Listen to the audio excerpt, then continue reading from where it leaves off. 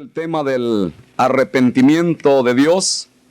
Hay textos donde se dice que Dios no se arrepiente, que no es hijo de hombre para que mienta, como en el primer libro de Samuel 15:29, Salmo 110:4, Salmo mesiánico por excelencia, dice que Él jura y no se arrepiente. De manera muy clara, en estos casos se está hablando de las promesas inquebrantables del Señor. Él no se echa atrás, como decimos familiarmente, en cuanto a aquello que Él ha prometido hacer para su gloria, para el cumplimiento de su propósito soberano en sus tratos con el ser humano, particularmente cuando se trata de bendecir a su pueblo. No se arrepiente. Por otra parte, se dice que Dios se arrepiente. En Génesis 6:6, las versiones antiguas decían que Dios se arrepintió de haber hecho al ser humano. Hay versiones ya contemporáneas que dicen que le pesó a Dios a haber hecho al hombre. Pero esta versión de 1960 todavía dice: y se arrepintió Jehová de haber hecho hombre en la tierra, y le dolió en su corazón. El significado allí, por supuesto, es que a Dios le causó tristeza. Dios se llena de pesar al contemplar la situación caótica en que se encuentra la humanidad. Hay teólogos que nos hablan de antropomorfismos, o sea que se le atribuye a Dios cualidades humanas en el intento de comunicar lo que es Dios, lo que Dios hace. De manera que al hablar del arrepentimiento de Dios, de hecho, todos sabemos, y creo que aquí no hay discusión, que no se trata de arrepentirse de un pecado, de ninguna manera. En Él no hay ningunas tinieblas. Pero es evidente, aquí en el libro de Jonás y en otros pasajes, que cuando el hombre cambia, cuando el hombre se arrepiente, el juicio que ha sido predicho no se cumple. Dios no cambia en su naturaleza, en su ser, en su santidad, en sus demandas de justicia. Dios no cambia. Pero si Él declara juicio y el hombre cambia, el hombre se arrepiente, necesariamente el juicio no viene. Y esto es lo que sucedió en Nínive, en respuesta a la predicación del profeta Jonás. Los ninivitas se arrepienten y el juicio proclamado no acontece, para tristeza y para enojo de nuestro amigo Jonás.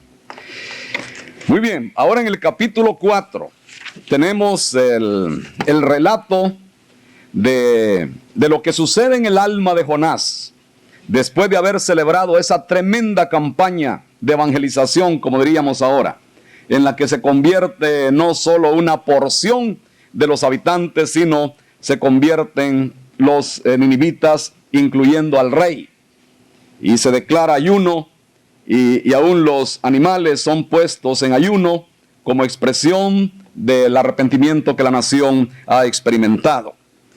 Y volvemos entonces al profeta y a darnos cuenta que la lección que ha recibido allá en el mar, en medio de la tempestad y en el vientre del gran pez, esa lección no ha sido suficiente.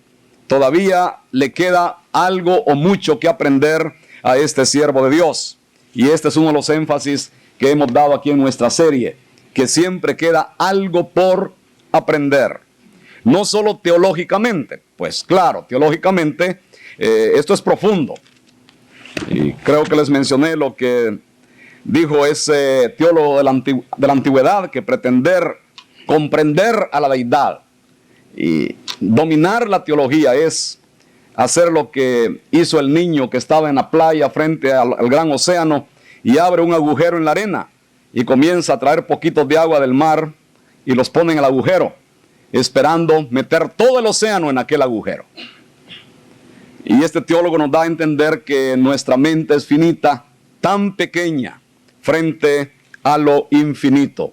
No podemos abarcar todo el conocimiento de Dios. Si pudiéramos conocer a Dios completamente, explicarlo a Él al detalle, ya no sería Dios.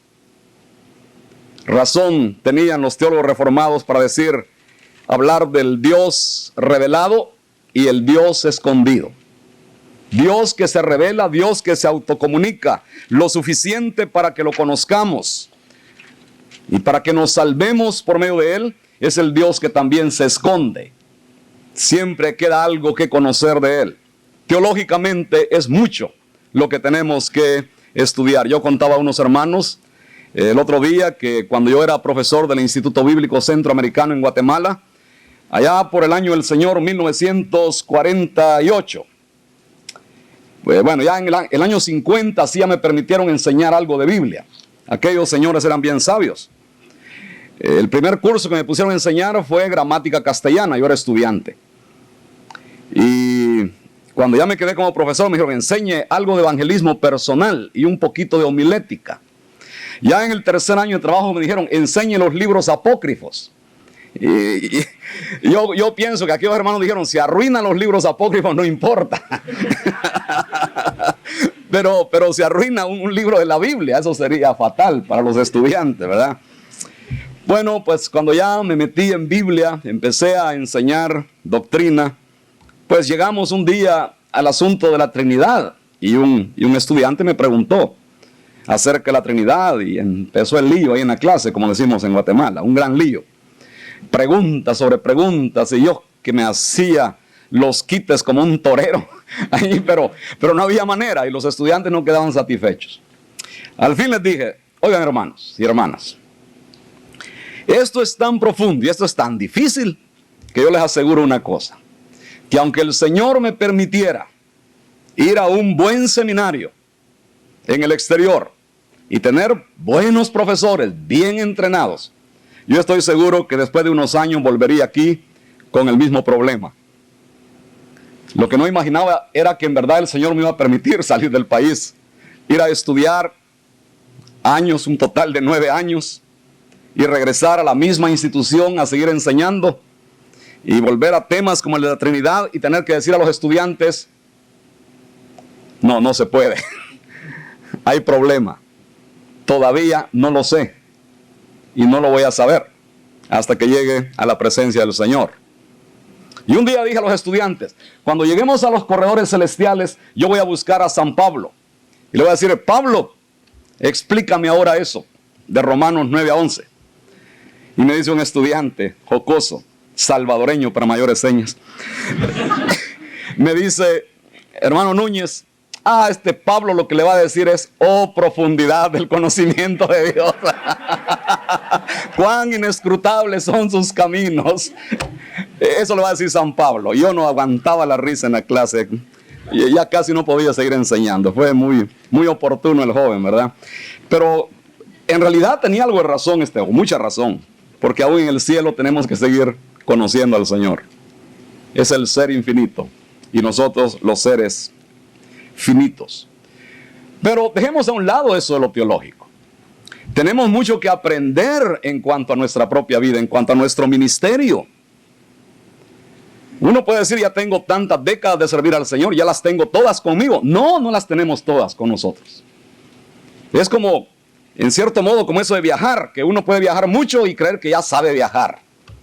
Y jactarse delante de otros. He viajado tantos años y si vas a tal lugar, yo voy a ir, yo te enseño, yo te ayudo. Y se da un palmo en narices uno.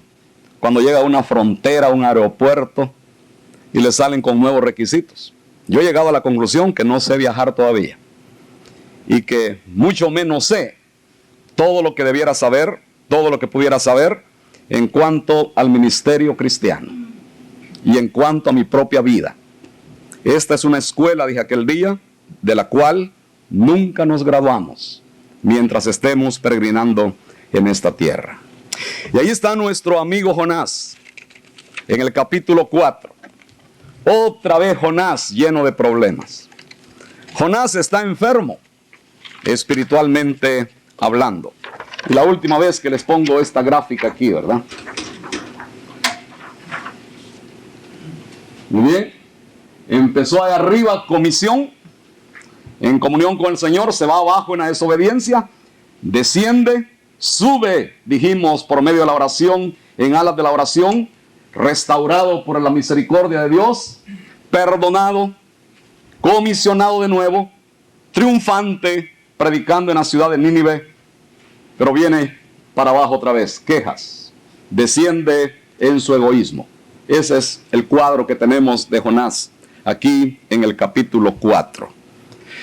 Ayer decíamos en abono de Jonás que al fin y al cabo la comisión que se le da es una comisión insólita y que tenemos que simpatizar con Jonás, porque como un judío fiel, celoso por la ley del Señor, pues es claro que veía a los gentiles de una manera sospechosa, digamos. Eran los gentiles que no creían en el Dios verdadero. ¿Por qué nos dice el libro que Jonás está apesadumbrado en extremo? Y no solo apesadumbrado, está también irritado, como dice una versión contemporánea. Está enojado. Bueno, el prestigio personal del profeta es una respuesta. Ya lo he mencionado aquí. El auténtico profeta es aquel cuya profecía se cumple. Y en este caso la profecía no se está cumpliendo. Por lo tanto, va en juego allí la fama del evangelista. La fama del evangelista. Una vez la persona surge, tiene que mantener su fama. Y Jonás había llegado a tener éxito en la obra del Señor y está celoso por su prestigio personal. Otra razón puede ser el exclusivismo judío. El creer, por lo menos en la práctica, dar a entender que Jehová es el Dios de Israel y que solo a Israel va a bendecir. Las otras naciones son paganas, son idólatras, son inmundas. El judío tiene que dedicarse a servir a su pueblo, el pueblo escogido de Dios. Con eso va el nacionalismo judío en el terreno político. Y si este libro fue escrito, como creen algunos, en el siglo VIII, entonces Jonás vería que la estrella de Asiria iba surgiendo en el horizonte histórico y que Asiria sería una amenaza para Israel. La historia nos cuenta que en el año 722, Israel, el reino del norte, cayó bajo el poder de los asirios. Y los conquistadores quisieron poblar el reino del norte con gentiles. Y de allí nació la raza samaritana. Los samaritanos y los judíos no se llevaban unos con otros en los tiempos de Jesús. De modo que tenemos allí el prestigio personal del profeta, el exclusivismo judío, el nacionalismo judío. Y la razón que Jonás da para no querer ir a Nínive al principio. Versículo 2, ahora, oh Jehová, ¿no es esto lo que yo decía estando aún en mi tierra? Por eso me apresuré a huir a Tarsis, porque sabía yo que tú eres Dios clemente y piadoso, tardo en enojarte y de grande misericordia, y que te arrepientes del mal. Decíamos el otro día, una teología correcta. Jonás conocía mucho acerca de Dios, pero le faltaba conocer la gran lección de la compasión divina. Compasión que tiene que ser manifestada también por el siervo del Señor. El carácter de Jonás es muy interesante. Bueno, aquí tenemos un hermano presidente de la Sociedad de Exalumnos que ha estudiado psicología. Aquí tiene un cuadro interesante para su análisis. El otro día encontré una de mis exalumnas, graduada de nuestro seminario. Fue al exterior y estudió psicología, la encontré en una reunión. Y nos saludamos y le dije, muy bien, ya estuvo. Yo tengo algo de temor de psicólogos porque me empiezan a analizar, ¿verdad?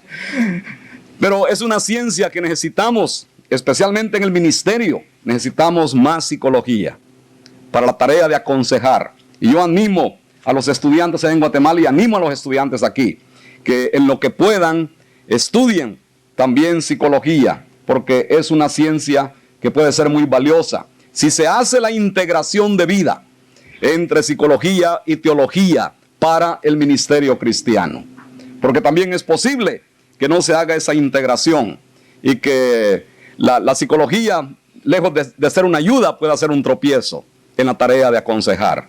Pero bienaventurados aquellos que han estudiado la teología, que estudian la teología estudian la psicología y hacen esa integración que es tan valiosa, que es valiosísima, especialmente en el ministerio pastoral. Y aquí está Jonás, el hombre que se irrita. Hace unos 4 años, quizás 5, a esta edad los años vuelan y uno no sabe ya. Estuve en unos cursos pastorales en América del Sur, en Uruguay y la Argentina. Y uno de los maestros era un hermano graduado en psicología y que tenía también y en psiquiatría, y que tiene una clínica, no recuerdo si es en Oklahoma o Arkansas, pero es un profesional para consejería pastoral.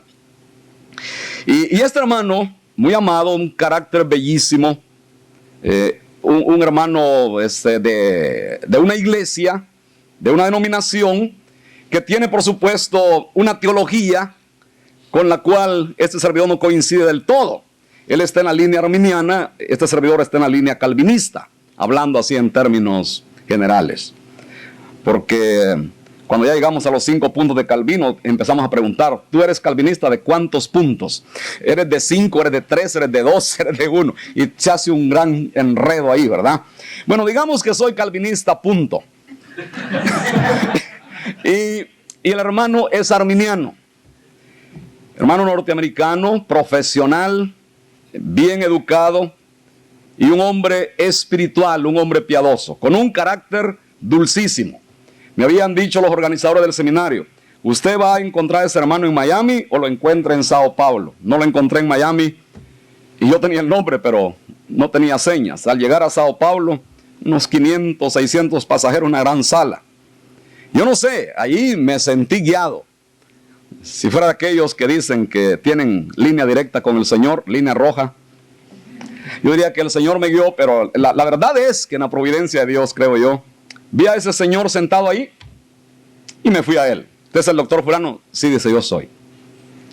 Ahí es que acerté, gracias al Señor. Pues bien, el hermano era tan humilde que después de dar su primera conferencia sobre consejería, me dice, hermano Núñez, vamos a andar por ahí, vamos a andar. ¿Qué me dice de mi conferencia? No muchos decimos eso, ¿verdad? No muchos preguntamos eso. ¿Qué dice de mi conferencia? Critícame. Dígame lo que no le gustó. Yo le dije, bueno, hermano, usted sabe que estamos en 2 posiciones teológicas y quiera que no, puede haber ciertas discrepancias en el curso que estamos enseñando, pero me pareció muy bien y fue un reto, le dije, en cuanto a la consejería. Pero me comenzó a contar que él estaba escribiendo un libro, lo había escrito, en cuanto al enojo. Y su tesis es que el cristiano nunca debe enojarse. Y entonces yo le dije, muy bien, ¿quiere que discutamos eso? Pues sí, yo lo menciono para que lo discutamos. ¿Quiere que haga, le dije, de abogado del diablo? Pues hágalo. Vamos a discutir, le dije, pues formalmente y fraternalmente. ¿Qué me dice? Le dije de Pedro. Bueno, le voló la oreja a aquel, ¿verdad? ¿Y qué me dice? Le dije, de Jonás, que se enojaba tanto. Pues ahí está el punto, me dice, que el siervo de Dios no debe enojarse. Bueno, y yo he conocido, le dije, algunos evangelistas y algunos ejecutivos que son ejecutivos y son evangelistas porque tienen un carácter recio. No son tímidos, no son introvertidos, son extrovertidos y afirman su personalidad, y el Señor usa esos Pedros. Yo haciendo de abogado del diablo. Entonces, le voy a contar un caso, allá en El Salvador de hace más de 40 años. Había una aldea donde los habitantes eran enemigos del evangelio. E invitaron a un predicador de una de las ciudades cercanas para que fuera a tener un culto cierta noche. Llegó el hermano, ahí como a las 5 de la tarde, le sirvieron su cena. Y le dicen, hermano, quizá no vamos a tener culto esta noche. ¿Y por qué? Dice. Porque los aldeanos aquí han dicho que si usted se levanta a predicar, lo matan. Y dice el hermano, vamos a ver. Y seguía comiendo. Hermano, estamos preocupados. Bueno, vamos a ver, hermanos. Y seguía comiendo. Y él tenía su chaqueta de tela de algodón, ¿verdad? Sencilla, bien abotonadito. Y llega la hora del culto. cuelgan una lámpara esa de gasolina. Yo he predicado en muchas ocasiones como esa, que se cuelga la lámpara de la rama de un árbol, se hace un círculo de luz, y ahí en el círculo de luz, el grupito de creyentes, allá en las tinieblas, los incrédulos, como dicen, ¿verdad? Empiezan a cantar, y un pastor guatemalteco, cuando yo le contesto, me dice, yo creo que cantaban, me dice, cuando allá se pase lista. Entonces empiezan a cantar, y empiezan a sonar los machetes por allá, ¿no? Los sobaban en las piedras, y los hermanos cantando. Y llega el momento cumbre, sublime de la predicación, y los hermanos estaban tensos a ver si iba a predicar este pastor. Y da un paso al frente, su chaqueta bien abotonada. Y dice, amigos, y era un hombre alto, blanco, un salvadoreño bien dado, no como este servidor. Y dice, hermanos, dice, o amigos, he venido aquí a predicarles del amor de Dios, que conste, dice, del amor de Dios. Y se desabotona la chaqueta y tenía una gran pistola aquí. Y con la chaqueta desabotonada así, ¿no? Es del amor de Dios. Miren esto, ¿verdad? Y ya no sonaron los machetes. Y dio el sermón evangelista. Imagino que nadie se convirtió, pero... Bueno, yo le di esa ilustración a mi amado hermano para ilustrar el temperamento que yo he encontrado en evangelistas, en ejecutivos, en aquellos que tienen ciertas responsabilidades en la obra. Y claro, ya no siendo abogado del diablo, no es que quiera justificar, ¿no?, el abuso de ciertos caracteres que ya no muestran el espíritu cristiano. Pero la verdad del caso es, y esto ya lo digo en serio, que el Señor puede tomar un carácter como el de Pedro, que saca la espada y le vuela la oreja a aquel. Y tantas veces se ha dicho, vaya que era pescador y no soldado, porque si hubiera sido soldado le dan media cabeza. Pero el Señor puede usar un temperamento como ese y transformarlo y hacerlo más dócil. Miren el apóstol Pedro, que escribe la primera carta, invitando a los hermanos a que sufran en el nombre del Señor. No ya el Pedro del huerto de Getsemaní.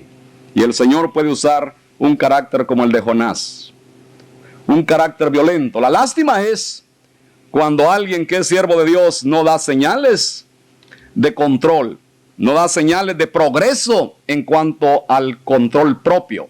Y una de las características del siervo de Dios, según el Nuevo Testamento, es que el que va a ser líder espiritual, siervo líder, tiene que ejercer el control propio, sobrio. Eso es lo que dice la palabra, sobrio o templado. Una persona que aunque esté hirviendo por dentro como Eliú en el libro de Job, pide la ayuda del Señor. Señor, contrólame para dar un buen testimonio en esta situación conflictiva. Jonás está bien enojado. La oración de Jonás, la segunda vez que ora Jonás en el libro. Y el mismo verbo, oró Jonás, oró a Jehová. En la primera oración dijimos no hay peticiones. Dijimos que pudiera ser una alabanza, un testimonio de alabanza, de gloria para el Señor por lo que Él había hecho a favor de su siervo. Es una promesa también de querer servirle a Dios, la oración en el capítulo 2. En el capítulo 4, Jonás no está alabando al Señor, no está dándole gloria, no está reconociendo la grandeza del Señor en su manera de tratar con el siervo. Jonás está quejándose, está arguyendo con Dios, discutiendo, peleando con Dios, como nosotros solemos hacerlo también. La oración como un medio para reclamarle a Dios, para decirle ¿por qué Dios? ¿Por qué a mí? ¿Por qué no a otro? ¿Por qué a mí? Y cuando vienen pruebas serias en nuestra vida especialmente, empezamos a discutir con Dios. Y Job, el patriarca, decía al principio, si yo pudiera llegar hasta Dios, vaya discurso que le daría al Señor, y resplandecería mi justicia delante del Señor. Cuando el Señor se le manifiesta, le dice, muy bien, Job, aquí estoy.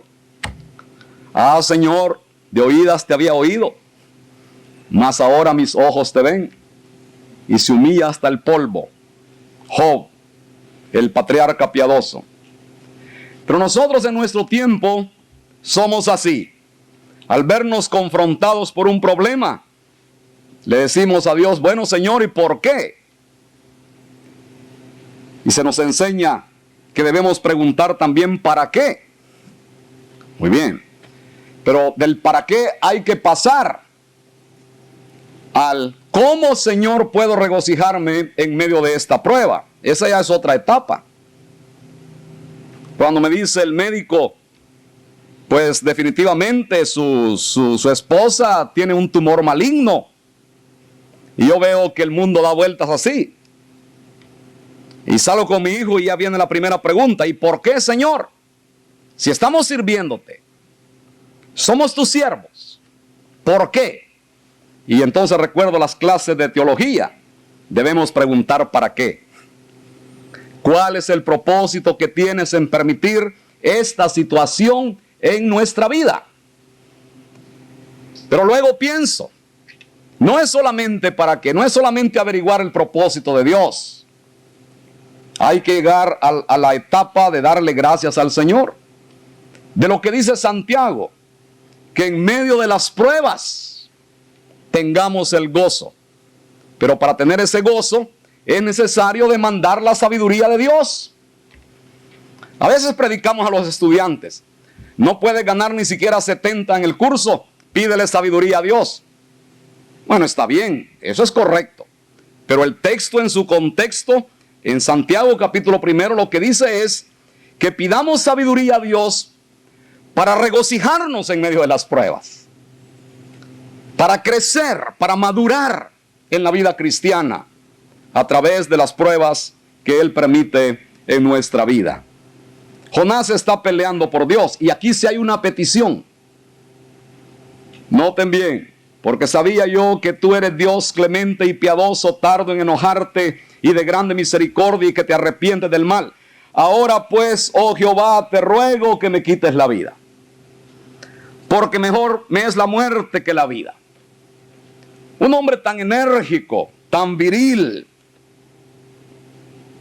que prefiere morirse cuando ve que lo que él quiere que se haga no se hace. Caprichoso está nuestro amigo Jonás aquí.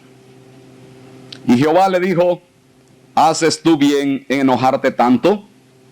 ¿En irritarte tanto? ¿Haces bien?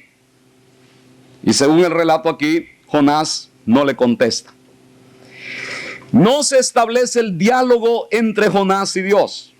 Se ha roto el diálogo. Ya Jonás le dio su discursito al Señor y ya se lo deja. Como dicen en inglés, ya le dio un pedazo de mi mente a Dios.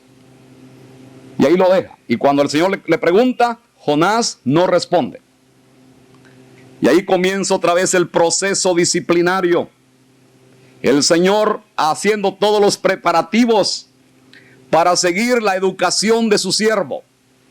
El gran profeta de Dios, el gran predicador en la campaña de Nínive.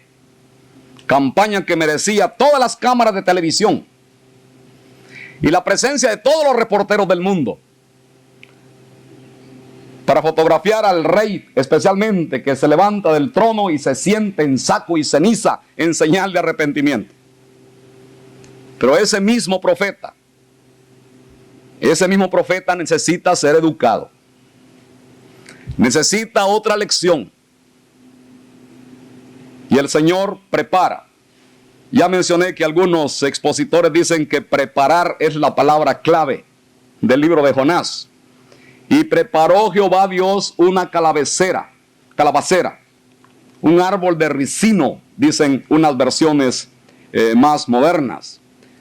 La calabacera que creció sobre Jonás para que hiciese sombra sobre su cabeza y le librase de su malestar. Y Jonás se alegró grandemente por la calabacera. Primera vez que lo vemos alegre a este señor, ¿verdad? Y se alegra de manera egoísta, porque es algo para bien de él. Él ha hecho su ranchito, como decimos en Centroamérica, para ver que se cumpla la profecía. Que se cumpla la profecía de la destrucción de Nínive. Y diría alguien, Jonás era hombre de fe. Porque si no hubiera sido hombre de fe, Jonás alquila un cuarto en el mejor hotel de Nínive. Pero como creía que se iba a cumplir la profecía, se va fuera de Nínive, al oriente. Hace su ramadita ahí, su ranchito, y se pone a esperar que se cumpla la profecía. Y en eso surge esta calabacera, que le ayuda a defenderse contra las inclemencias del sol. Y Jonás siente una satisfacción tremenda, como la que espera sentir cuando Nínive sea sacudida y arrasada. Pero al venir el alba del día siguiente, Dios prepara otra cosa. Preparó un gusano, el cual hirió la calabacera y se secó. Las hojas que estaban brillantes, levantaditas, se acabó la calabacera. Y así se bajaron las alas del ánimo del profeta. Y aconteció que al salir el sol, preparó Dios. Viene otro golpe. Un recio viento solano, y el sol hirió a Jonás en la cabeza y se desmayaba. Y una versión moderna habla de la insolación. Y es esto lo que le dio al pobre Jonás. Y deseaba la muerte, diciendo, mejor sería para mí la muerte que la vida.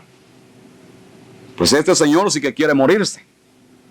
Entonces dijo Dios a Jonás, ¿tanto te enojas por la calabacera? Y allí sí le respondió Jonás, sí señor, mucho me enojo. Y hasta la muerte. Y hasta la muerte me enojo. Es la manera en que Jonás expresa todo su sentir, todo su querer, toda su frustración de siervo de Dios. Pero qué maravilloso es el Señor que todavía está tratando con Jonás. Humanamente hablando, este Jonás merecía quedar ahí en las aguas turbulentas del océano en medio de la tempestad y morirse. Yo creo que si usted hubiera sido director de una misión en ese tiempo, sabiendo lo que había hecho Jonás, no lo contrata de nuevo. No lo contrata de nuevo. Pero el Señor es tan bueno, tan misericordioso, que a pesar de los pesares, a pesar de nuestra rebeldía, de nuestra incredulidad, de nuestros pleitos con Él, si nos ha llamado, Él quiere cumplir su propósito en nosotros. Y Jonás tiene que aprender la lección de la compasión divina. Y dijo Jehová, se acabó el diálogo entre el profeta y Dios. Y es hermoso que el libro de Jonás termina no con las palabras del hombre, termina con las palabras del Señor. Y dijo Jehová, tuviste tu lástima de la calabacera, en la cual no trabajaste ni tú la hiciste crecer, que en espacio de una noche nació y en espacio de otra noche pereció. Ahí está la comparación, la lección objetiva, ayudas visuales que usa el Señor. Y viene la gran pregunta, pregunta lacerante, penetrante, que llega hasta lo más profundo de la conciencia, no solo de Jonás, es una pregunta para todos los lectores del libro. Y es una pregunta para nosotros en esta mañana. Y no tendré yo piedad de Nínive, aquella gran ciudad donde hay más de 120,000 personas que no saben discernir entre su mano derecha y su mano izquierda, y muchos animales. ¿Hasta dónde llega la compasión del Señor? Que menciona a los animales, que son sus criaturas. Según el Salmo 104, en su providencia Dios tiene cuidado de las aves, de todos los seres que Él ha creado. Y el Señor Jesucristo en Mateo 6 dice que es el Padre Celestial que viste con hermosura los lirios del campo y que Él provee para las aves del cielo. La compasión del Señor. Ya ayer o antier dije que necesitamos mucha homilética para predicar, pero necesitamos más que todo compasión. Esa pregunta queda vibrando al final del libro de Jonás. y sigue repercutiendo en los corazones. Y cuando llegamos al Nuevo Testamento, nos encontramos con algunos mensajes del Señor Jesús que nos hacen recordar cuán duro estaba el corazón de Jonás, cuán carente se hallaba de esa compasión divina. Pues yo estaba recordando a los escribas y los fariseos del tiempo de Jesús. Versículo 15 del Evangelio de San Lucas, capítulo 15, versículos primero en adelante. Lucas 15, versículo primero. Se acercaban a Jesús todos los publicanos y pecadores para oírle. Y los fariseos y los escribas murmuraban diciendo: Este a los pecadores recibe y con ellos come. En lugar de regocijarse porque pecadores y publicanos se convertían a Cristo, ¿qué sucede en el corazón de estos líderes religiosos, fariseos y escribas, orgullosos, jactanciosos, soberbios, que dependían de su conocimiento, de su capacidad, pero que no se humillaban delante de Dios? Se enardecen y critican a Jesús. Este a los pecadores recibe y con ellos come. Y el Señor da 3 parábolas. La parábola del buen pastor, la parábola de la moneda perdida, la parábola del hijo pródigo. Y resulta que en la parábola del hijo pródigo encontramos el mismo espíritu farisaico reflejado en el hermano que se ha quedado en casa. El hijo mayor, versículo 25 del capítulo 15, mientras otros se regocijaban, mientras se oía quizá a la distancia la música del festejo que se le da al hijo que ha regresado. Versículo 25, y su hijo mayor estaba en el campo, y cuando vino y llegó cerca de la casa, oyó la música y las danzas, y llamando a uno de los criados, le preguntó qué era aquello. Él le dijo: tu hermano ha venido, y tu padre ha hecho matar el becerro gordo por haberle recibido bueno y sano. Entonces se enojó y no quería entrar. Diríamos en Centroamérica, tiene berrinche. Salió por tanto su padre y le rogaba que entrase. Mas él respondiendo dijo al padre: he aquí tantos años que te sirvo, no habiéndote desobedecido jamás, y nunca me has dado ni un cabrito para gozarme con mis amigos. Pero cuando vino tu hijo, que ha consumido tus bienes con rameras, has hecho matar para él el becerro gordo. Entonces el padre le dice: hijo, tú siempre estás conmigo, y todas mis cosas son tuyas. Mas era necesario hacer fiesta y regocijarnos, porque tu hermano era muerto y ha revivido, se había perdido y es hallado. El espíritu farisaico. Que Dios nos libre de ese espíritu. Y recuerdo la parábola de los 2 deudores. Ustedes recuerdan esa parábola también. Aquel estaba bien endeudado con el Señor, 10,000 talentos. Se dice que un talento podía equivaler a 6,000 dracmas, y cada dracma podría ser equivalente a un denario. Unos 400 gramos de plata, un denario, una dracma. Pueden ver la gran diferencia en la deuda. Sin embargo, cuando fue perdonado por los 10,000 talentos, va a quererle retorcer el pescuezo a aquel que le debe 100 denarios solamente. Y Jonás, que ha sido perdonado, que ha sido restaurado, todavía no siente compasión por la ciudad de Nínive. Es el colmo de los colmos. Y el otro pasaje del Nuevo Testamento que quiero leer, y que es de grande pertinencia para cada uno de nosotros en este día, es el del Evangelio según San Mateo, capítulo 9, versículos 35 a 38. Mateo 9, 35 a 38.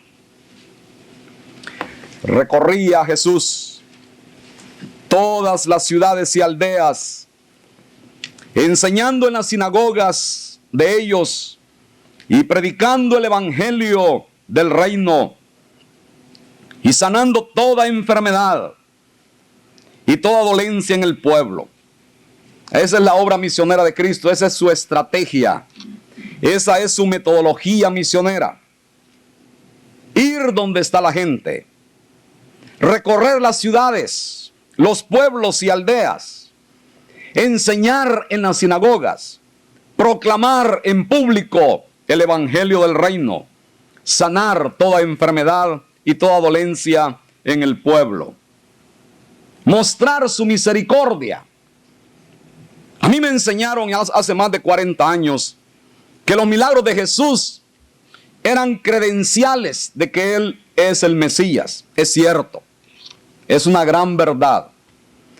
Pero después tuve la oportunidad de ser enseñado que los milagros de Jesús, además de ser evidencia de que Él es el Hijo de Dios, el Mesías prometido, son también una manifestación de su misericordia.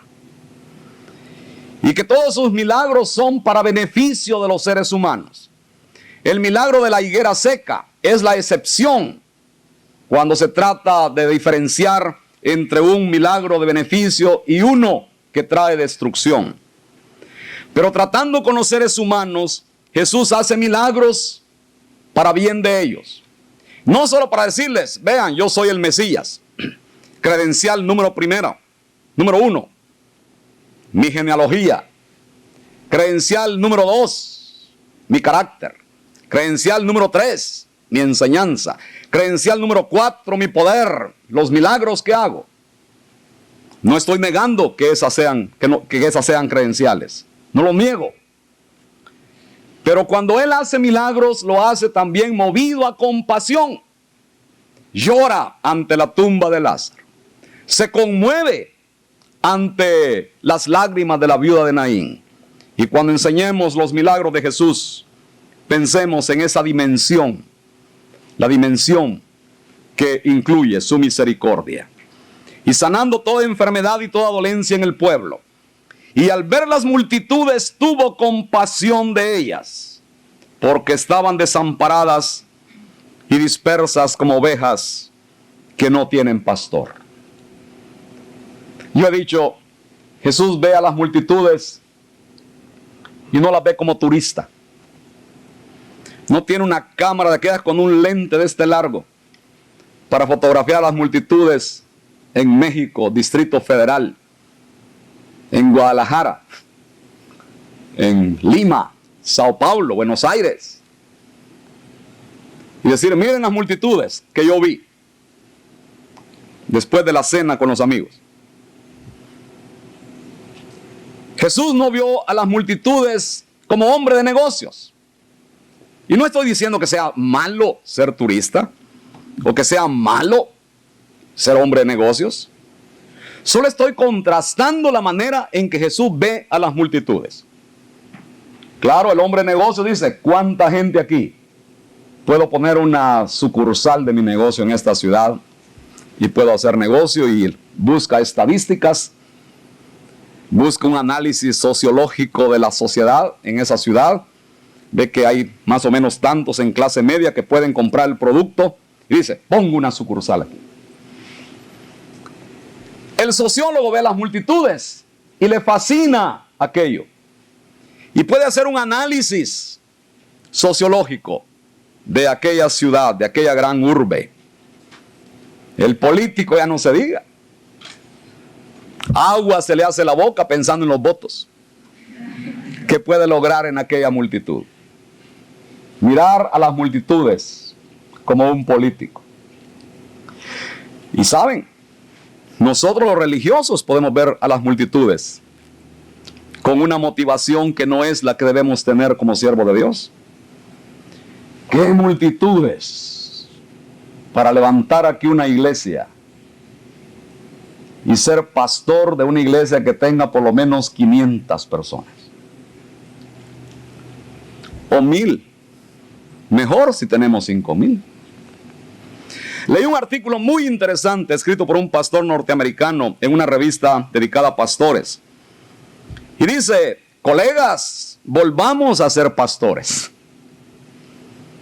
E imagina una conversación de dos pastores el lunes a mediodía teniendo el lunch en una cafetería o en un restaurante.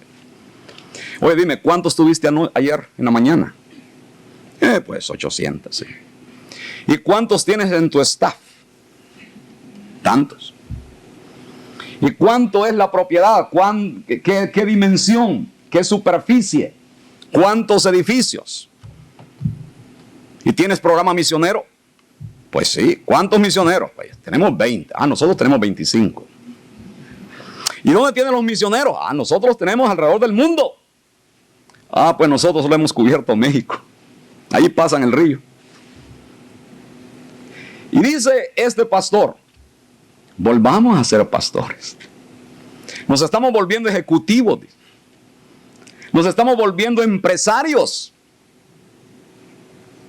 Es un clamor que expresa este hombre por volver, dice, a aquellos tiempos en que el pastor ama a los miembros de su congregación, sufre con ellos, se regocija con ellos, tiembla de temor cuando ve que una de las ovejas va tomando un mal camino. Jesús vio a las multitudes con compasión. Sus entrañas se conmovieron. ¿Por qué? Porque eran como ovejas desamparadas, maltratadas, esparcidas,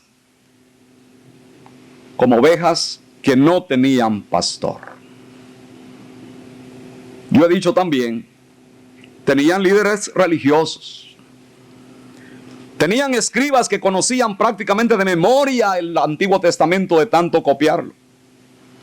Tenían fariseos que conocían el Antiguo Testamento también a la letra, más los muchos mandamientos que le habían añadido a la ley del Señor. Tenían saduceos que eran los aristócratas de la religión judaica, los liberales, los intelectuales, los que decían, ángeles, no me hablen de tal cosa. Eso es de niños. Resurrección, no me hablen de tal cosa. Eso pertenece a una era mesozoica, creer en la resurrección. Nosotros somos los intelectuales, aquellos a quienes les ha alumbrado la luz de la nueva teología, líderes del pueblo. Y ahí estaban los herodianos, que trabajaban a favor de la familia de los Herodes por intereses personales. Todos se unieron en contra de Jesús, porque a todos les ofendió la presencia de Jesús. Llegaba el Señor Jesús y resplandecía la santidad. Se sentían acusados, reprendidos, humillados, derrotados y frustrados ante este personaje radiante, humilde de corazón, sencillo delante de las gentes, que anda con un grupo de pescadores que todavía huelen a pescado, un grupo de proletarios que le puede hablar a las gentes en el lenguaje que le entienden, que no tiene discursos complicados, técnicos, lleno de vocabulario dedicado solo a una élite, que no es un esotérico, uno que habla solo para el grupo selecto, interno, donde no entra cualquiera. Es el hombre que se va por las orillas del lago de Galilea, que va a pie allí por Galilea y por Samaria, y pasa por Samaria, y conversa con una mujer a la orilla de un pozo, y llega a Jerusalén, y no está en los círculos de los grandes rabinos enseñando a aquellos que vienen a mendigar algo de sabiduría, a esperar las migajas del sublime conocimiento que tienen esos líderes religiosos. No, Jesús se da por entero a la multitud, a los pobres, a los destituidos, evangeliza a las rameras, a los publicanos odiados, despreciados, comunica su palabra y es más dulce que la miel. Y los niños entienden. Y los jóvenes le piden entrevista a Jesús. No se la piden a los saduceos arrogantes, ni a los fariseos, ni a los escribas. Pero se la piden a Jesús, maestro bueno. ¿qué haré para poseer la vida eterna? Y Jesús le da tiempo al joven. Ese es el Jesús que nos dan los evangelios. ¿Por qué? Porque ama a las gentes, porque tiene compasión de ellas. Eso es lo que necesitamos hoy día. Compasión. Ya sea que el Señor nos llame a ser evangelistas, o pastores, o administradores, o profesores. Ser profesor, al fin y al cabo, eso significa ser siervo líder también. Yo soy aquí el profesor. Magister dixit. El maestro dice. Yo hablo y todo el mundo se calla. Y nos dice un maestro, déjenme terminar mi exposición. Y entonces me preguntan, no me interrumpa. Y que agarra, como que agarra un chicote, ¿verdad? Que el Señor nos ayude. Y que tengamos esa compasión de nuestro Señor y Salvador. Entonces se vuelve a sus discípulos, después de contemplar a las multitudes, y les dice, óiganme, ciertamente la mies es mucha, y los obreros son pocos. Hay muchos fariseos y saduceos, pero los obreros son pocos. Y por eso dije ayer de este misionero que me enseñó que la obra del Señor es obra, es trabajo. No anda buscando el Señor en primer lugar profesores, licenciados, doctores, reverendo doctor. Aunque es bonito que le llamen a uno así, ¿verdad? Cuando yo recibí la primera carta de los Estados Unidos, de una organización, ni recuerdo cuál, y decía, reverendo doctor Emilio Antonio Núñez. Abrí todo el plumaje. Pero no es eso lo que anda buscando el Señor. Gracias a Dios, si podemos entrenarnos, si podemos estudiar. Yo les estaba animando en esta semana. Estudien. Si van a ir a la América Latina, estudien. Y son jóvenes. Ya mi generación se quedó atrás. Ya no podemos alcanzar todo lo que debiéramos, o que pudiéramos o debiéramos alcanzar. Pero mi esperanza se cifra en las nuevas generaciones que el Señor está llamando. Y dijo un teólogo evangélico norteamericano, no debiera extrañarnos si en las próximas décadas surgen teólogos del tercer mundo. Porque el centro misionero se va moviendo. Como se movió de Jerusalén a Antioquía de Siria. De Antioquía de Siria se va más allá. Pasa por Roma, va al centro de Europa. Se viene a Gran Bretaña, llega a los Estados Unidos. ¿A dónde se va ese centro misionero? Se puede ir al tercer mundo. Y dice este teólogo, no olvidemos que al fin y al cabo, en el norte de África había teólogos en los primeros siglos del cristianismo. Agustín de Hipona, Tertuliano, el abogado bravo, enojado, que denunciaba con vigor, con valentía, los pecados que estaban incorporándose o entrometiéndose en la escena eclesiástica. Hay esperanza con las nuevas generaciones, pero se necesita consagración al Señor. Se necesita compromiso con el Cristo que nos salva. Se necesita humildad. Se necesita esta compasión. Se necesita disciplina. No va a llegar alguien a ser teólogo por el simple hecho de que quiere ser teólogo. Tiene que estudiar. Tiene que esforzarse. Quemarse las pestañas, como decíamos antes. Desvelos. Sacrificio de algunas actividades en las que todos participan y en las que uno a veces se tiene que quedar allí a un lado, devorando libros, buscando información, escribiendo. Necesita disciplina. Pero si es para el Señor, si es para la gloria del Señor, para el bien de su iglesia, para el bien de nuestra América Latina, vale la pena. Vale la pena. Y se necesita, por supuesto, la vocación, la mentalidad para contribuir al quehacer teológico en la América Latina. Pero aún los que lleguen a ser teólogos, necesitan ser teólogos llenos de compasión. Porque la teología que debemos producir en América Latina tiene que ser una teología bíblica, tiene que ser una teología contextualizada, respondiendo a la problemática de nuestros pueblos. Tiene que ser una teología misionera. Tiene que ser una teología pastoral. Y si va a ser pastoral, debe ser una teología que surja de un corazón lleno de compasión. Rogad, pues, al Señor de la mies que envíe obreros a su mies. El Señor te quiere usar según el talento que te haya dado, según los dones que te haya suministrado, según la personalidad que te haya dado. El Señor te quiere usar. Algunos serán evangelistas, otros serán quizás administradores, otros serán pastores, otros trabajarán en las comunicaciones cristianas. Yo no sé qué camino tiene para ti el Señor. Lo que sí sabemos, tú y yo, es que el Señor quiere tu corazón.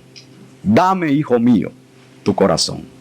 Y Él va a llenar ese corazón de una compasión por las almas, por las gentes. Y vas a tener un ministerio fructífero para gloria de Dios. Oremos. Señor, te damos gracias porque nos has permitido acercarnos de nuevo a este libro fascinante. El libro que nos habla de tu siervo Jonás. Y al encontrarnos con este profeta, nos hemos visto a nosotros mismos también. Hemos encontrado tantas coincidencias entre Jonás y nosotros. Porque como él somos seres humanos, como dice tu palabra, llenos de debilidades, así como tu siervo Elías. Pero te damos gracias, Señor, porque también te hemos contemplado a ti de nuevo, como el Señor clemente y misericordioso, perdonador, restaurador del alma. Y te damos gracias porque en estos días hemos podido también acercarnos a ti. Estoy seguro, Señor, que si no todos, ha habido aquí personas en estos días que, movidos por tu palabra y por tu espíritu, se han acercado a ti. Han llegado con una oración de alabanza y de súplica, no a pelear contigo, no a discutir contigo, sino a decirte: Señor, mi vida es tuya, envíame a mí. Señor, en esta mañana particularmente te pedimos que sigas preparándonos para la obra a la cual nos has llamado. Que nos prepares intelectualmente, académicamente, psicológicamente, anímicamente, físicamente. Pero, Señor, que sobre todas las cosas nos prepares espiritualmente. Que nos ayudes a crecer en la gracia y el conocimiento de Cristo. Que nos ayudes, Señor, a tener un corazón como el corazón del Señor, lleno de compasión por las gentes que nos rodean.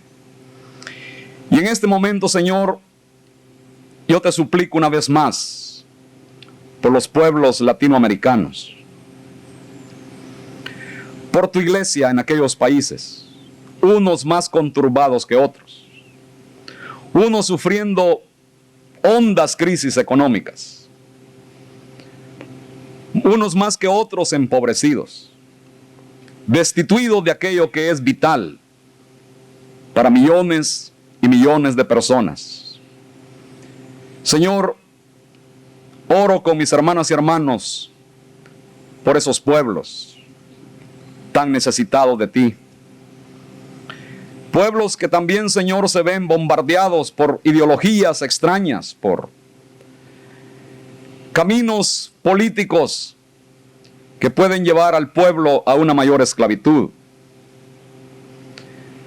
Pueblos que se hallan, Señor, expuestos a ser engañados, no solo por ideologías políticas, también por sectas falsas, por religiones que vienen de lejos, religiones orientales, y que están cautivando muchas mentes en América Latina. Señor, te damos gracias por la iglesia que tú has plantado allí, que tú has hecho crecer. Ayúdanos, Señor, a mantener nuestra identidad cristiana, cueste lo que cueste, y a ser valientes defensores de este evangelio que proclamamos. Y ayuda aquí, Señor, de manera muy especial, mis hermanas, a mis hermanos estudiantes. Como dijimos un día, tú conoces los corazones, tú sabes los motivos por los cuales cada uno de estos estudiantes se encuentra aquí. Tú conoces los propósitos de cada corazón, los anhelos de cada uno de ellos.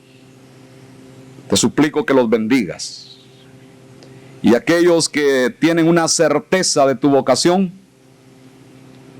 que sigan adelante, Señor, preparándose, rindiéndose a ti, para que tú les uses para tu gloria.